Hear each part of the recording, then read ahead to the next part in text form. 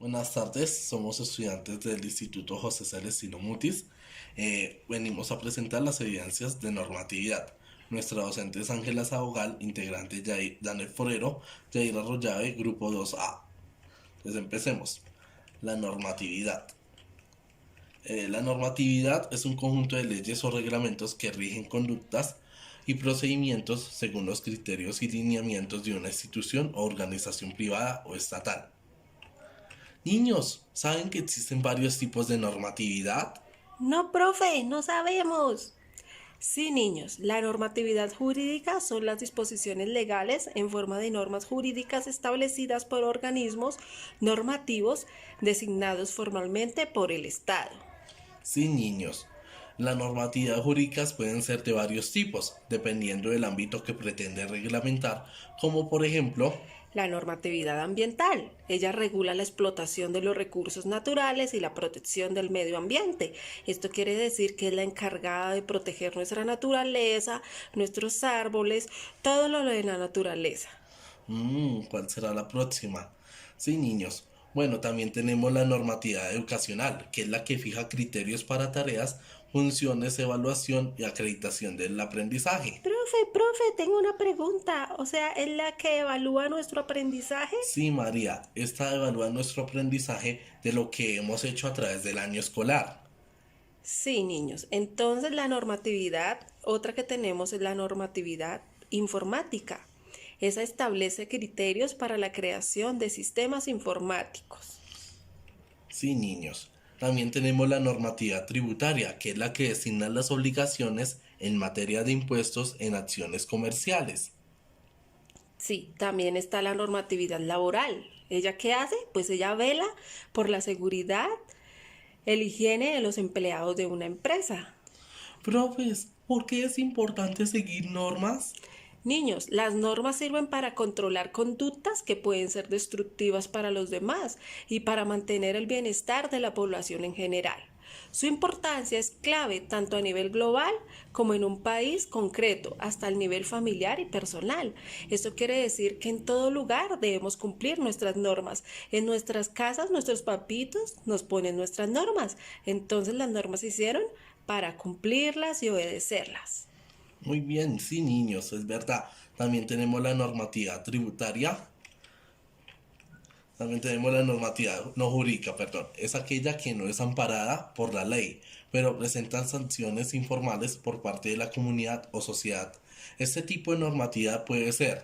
La moral son aquellas que conducen los valores éticos, una sociedad y cultural, como por ejemplo no mentir.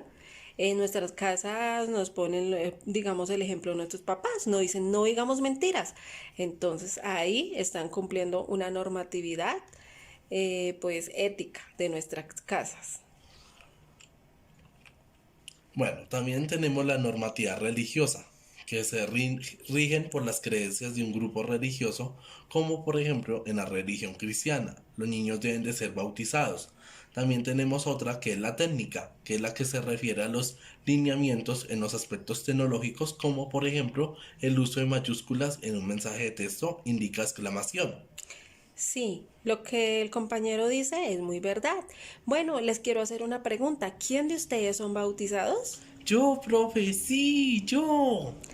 Sí, como se dan cuenta, entonces ahí sus papitos están cumpliendo con una norma religiosa, porque nos dice la iglesia que los niños deben ser bautizados, entonces están cumpliendo las normas. Es un ejemplo. Sí, niños, por eso es muy importante conocer sobre las normas y obedecerlas. Claro, también está la social, que abarca aquellas que regulan espacios sociales como por ejemplo la normatividad de una empresa, indica el horario de entrada y salida del trabajador. Eso quiere decir, digamos a sus papitos, todos sus papitos trabajan, ellos tienen una norma que tienen que entrar a tal hora a la empresa a trabajar y salir a y salir a tal hora. Por eso es muy importante cumplir las normas. Muy bien, profesora. Sí, ahora acá vamos a conocer las diferencias de norma y leyes, porque también existen leyes. Entonces, mientras que la norma es la regla general mediante la cual se rigen los principios de conducta moral y legalmente aceptados ante la sociedad.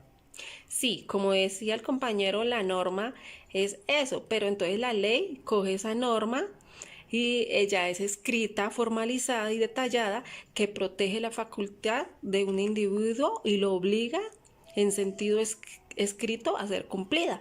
Entonces la norma, cuando ya pasa a ser escrita, entonces se convierte en una ley.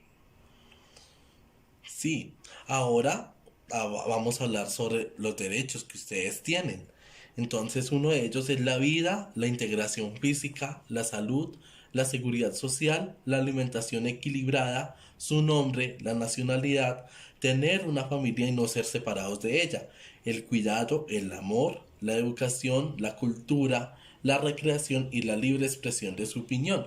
Es muy importante porque ustedes pueden opinar lo que sienten, lo pueden decir, la expresión lo mismo, pueden expresar lo que ustedes quieren decir y hablar. Sí, así es. Todos esos derechos son muy importantes y todos los niños los tienen que hacer cumplir, en todos los niños.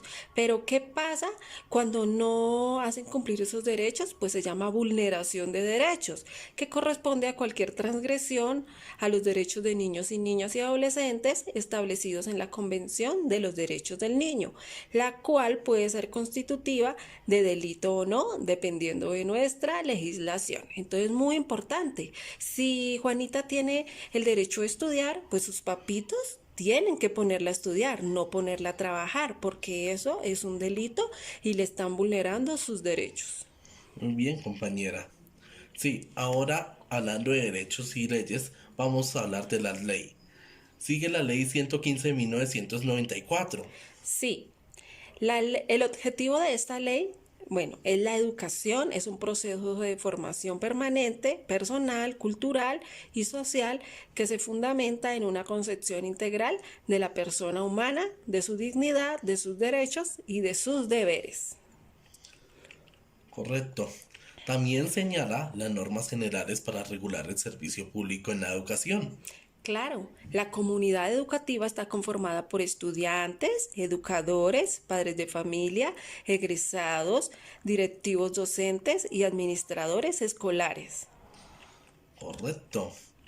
Entonces, niños, sus papitos también tienen un rol muy importante aquí, porque son los encargados de matricularlos en una institución educativa.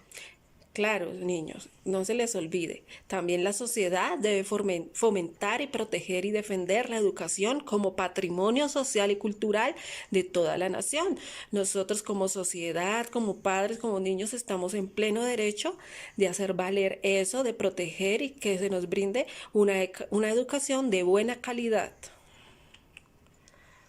Sí, ahora vamos a hablar de la ley de 1804 del 2016, que es la que presenta la iniciativa legislativa que tiene el propósito de establecer la política del Estado para el desarrollo integral de la primera infancia de cero a siempre, la cual sienta las bases conceptuales, técnicas y de gestión para garantizar el desarrollo integral en el marco de la doctrina de la protección integral.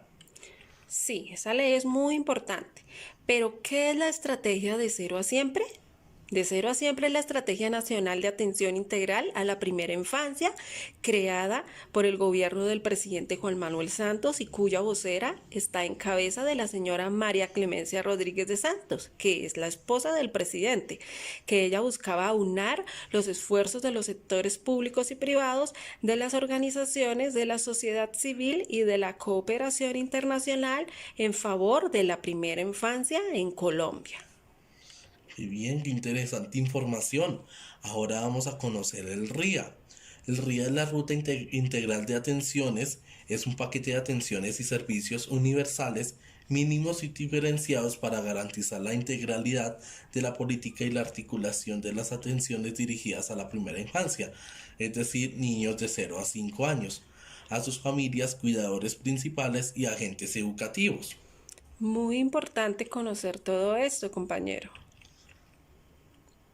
Bueno, ahora vamos a hablar del Código de Infancia y Adolescencia, el cual tiene por objeto establecer normas sustantivas y procesales para la protección integral de los niños y niñas y adolescentes, garantizar el ejercicio de sus derechos y libertades consagrados en los instrumentos internacionales de derechos humanos en la Constitución política y en las leyes, así como su restablecimiento. Dicha garantía y protección será obligación de la familia, la sociedad y el Estado. Esto quiere decir que todos en conjunto debemos participar y debemos hacer valer este código de infancia y adolescencia, la familia, la sociedad y el Estado. Muy bien, compañera. Bueno, ahora vamos a hablar de los objetivos de la Ley 1098 del 2006. Entonces, la primera es asegurar las condiciones para el ejercicio de derechos de niños y niñas y adolescentes que les han sido reconocidos por la Constitución Política y por el bloque de constitucionalidad. La segunda es consagrar mecanismos que posibiliten la protección integral de esos derechos, al restablecer mecanismos que definen la corresponsabilidad de la familia, la sociedad y el Estado. Sí. ¿Y a quién va dirigida esa ley? Pues les cuento.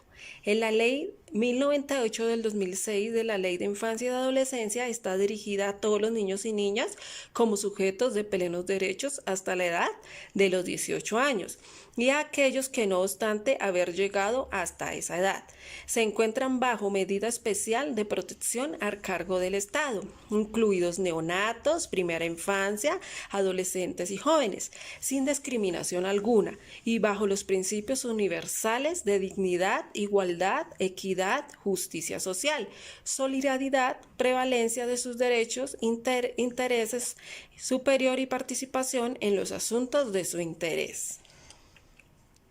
Sí, entonces recordemos que la normatividad es muy importante para nuestras vidas. En todo momento las necesitamos y sin ellas no habría la posibilidad de hacer que todo funcione bien. Por eso es bueno seguir normas y leyes.